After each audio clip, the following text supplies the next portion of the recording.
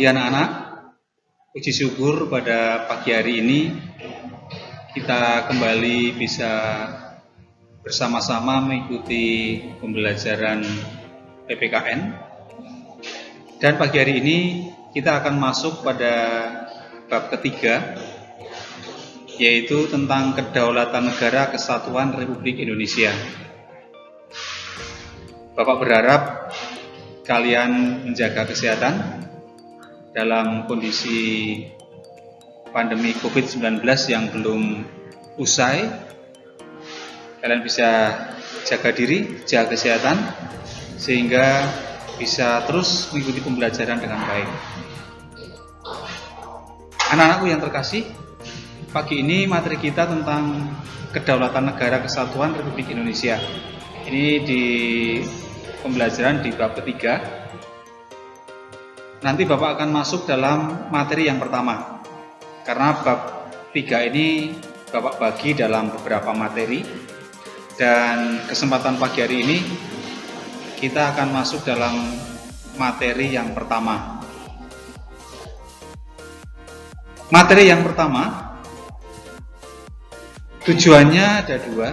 Yang pertama menjelaskan tentang pengertian kedaulatan, sifat kedaulatan, dan bentuk kedaulatan.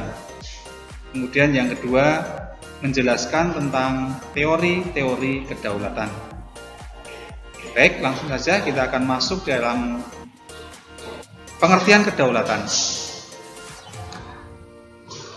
Kedaulatan berasal dari kata daulat yang artinya kekuasaan atau pemerintahan. Menurut Jean Bodin, seorang ahli kenegaraan dari Perancis yang hidup dari tahun 1539 sampai 1596, kedaulatan adalah kekuasaan tertinggi dalam suatu negara.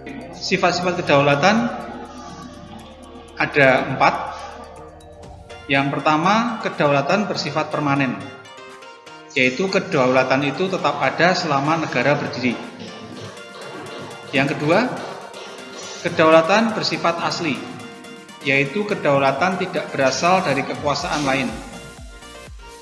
Yang ketiga, kedaulatan bersifat bulat, yaitu kedaulatan tidak dapat dibagi-bagi, artinya kedaulatan merupakan satu-satunya kekuasaan tertinggi dalam satu negara. Dan yang keempat, tidak terbatas, yaitu kedaulatan tidak dapat dibatasi oleh siapapun, sebab jika ada pembatasan, maka kedaulatan tertinggi akan lenyap.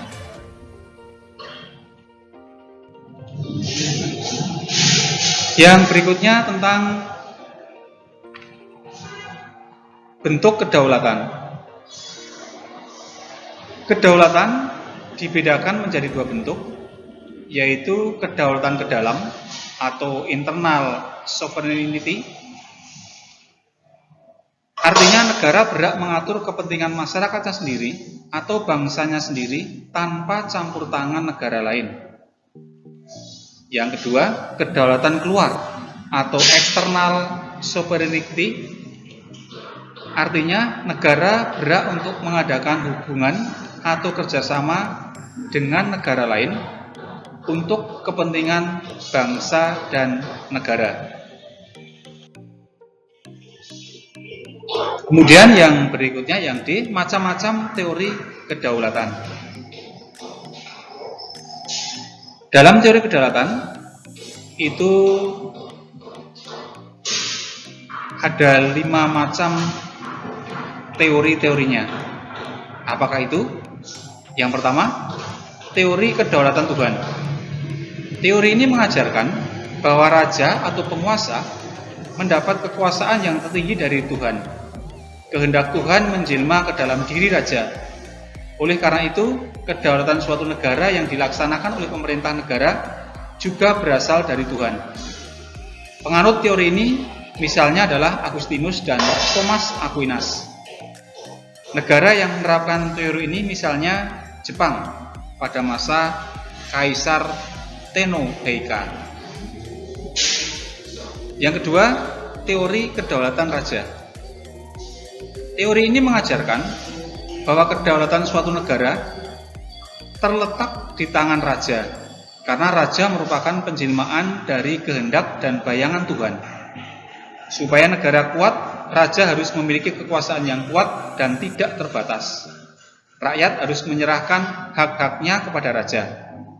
Dapat dipastikan, raja mempunyai kekuasaan yang absolut, sewenang-wenang, dan otoriter. Teori ini pernah dilakukan oleh Raja Louis XIV di Perancis. Tokoh-tokoh dari teori kedaulatan raja adalah Niccolo Machiavelli dan Thomas Hobbes. Teori yang ketiga adalah teori kedaulatan negara. Teori ini menyatakan bahwa kekuasaan pemerintahan bersumber dari kedaulatan negara. Negara dianggap memiliki kekuasaan yang tidak terbatas, dan kekuasaan itu diserahkan kepada raja atas nama negara. Negara berhak untuk membuat aturan hukum, sehingga negara tidak wajib tunduk pada hukum. Penganut teori ini adalah George Jelinek dan Paul Laban. Negara yang pernah menerapkan teori ini adalah Rusia pada masa kekuasaan Tsar, Jerman pada masa Hitler, dan Italia pada masa Mussolini. Yang keempat, teori kedaulatan hukum. Teori ini mengajarkan bahwa kekuasaan hukum merupakan kekuasaan tertinggi dalam negara. Kekuasaan negara harus bersumber pada hukum, dan hukum bersumber dari rasa keadilan dan kesadaran hukum. Penganut teori ini adalah H. Krebe, Immanuel Kant, dan Renenberg.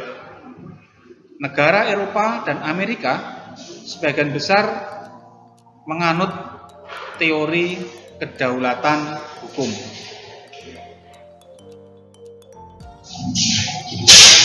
Selanjutnya, teori yang terakhir, yang kelima, teori kedaulatan rakyat. Teori ini mengajarkan bahwa pemerintah memperoleh kekuasaan yang tertinggi dari rakyatnya sendiri. Perkembangan demokrasi pada masa sekarang tidak lepas dari teori kedaulatan rakyat, karena ajaran teori kedaulatan rakyat menciptakan negara demokrasi. Pencetus dari teori kedaulatan rakyat. Yang pertama, John Locke. Kelahiran Inggris tahun 1632 dan meninggal tahun 1704. John Locke membagi kekuasaan menjadi tiga, yaitu satu, kekuasaan legislatif. Artinya, kekuasaan untuk membuat dan menetapkan undang-undang. Yang kedua, kekuasaan eksekutif, yaitu kekuasaan untuk melaksanakan undang-undang yang sudah ditetapkan. Dan yang ketiga, kekuasaan federatif, yaitu kekuasaan untuk mengatur hubungan dengan negara lain. Ahli yang kedua adalah Montesquieu, pria kelahiran Perancis tahun 1688 dan meninggal pada tahun 1755. Teori Montesquieu membagi kekuasaan menjadi tiga juga, yaitu antara lain yang pertama, kekuasaan legislatif, sama seperti yang tadi disampaikan oleh John Locke, yaitu kekuasaan untuk membuat dan menetapkan undang-undang. Yang kedua, kekuasaan eksekutif, kekuasaan untuk melaksanakan undang-undang yang sudah ditetapkan. Dan yang ketiga, kekuasaan yudikatif, yaitu kekuasaan kehakiman. Pendapat Montesquieu sering dikenal dengan nama ajaran trias politika. Sedangkan pencetus teori yang ketiga adalah Jean-Jacques Rousseau, pria kelahiran Perancis tahun 1712 dan meninggal pada tahun 1778. Menurutnya, negara terjadi karena perjanjian masyarakat secara sukarela untuk membentuk negara. Demikian anak-anak materi-materi dari bab ketiga ini untuk materi yang pertama. Silahkan kalian cermati, pelajari, karena nanti Bapak akan berikan tugas untuk kalian. Demikian yang bisa Pak sampaikan. Terima kasih untuk perhatian kalian. Selamat belajar. Sukses untuk kalian.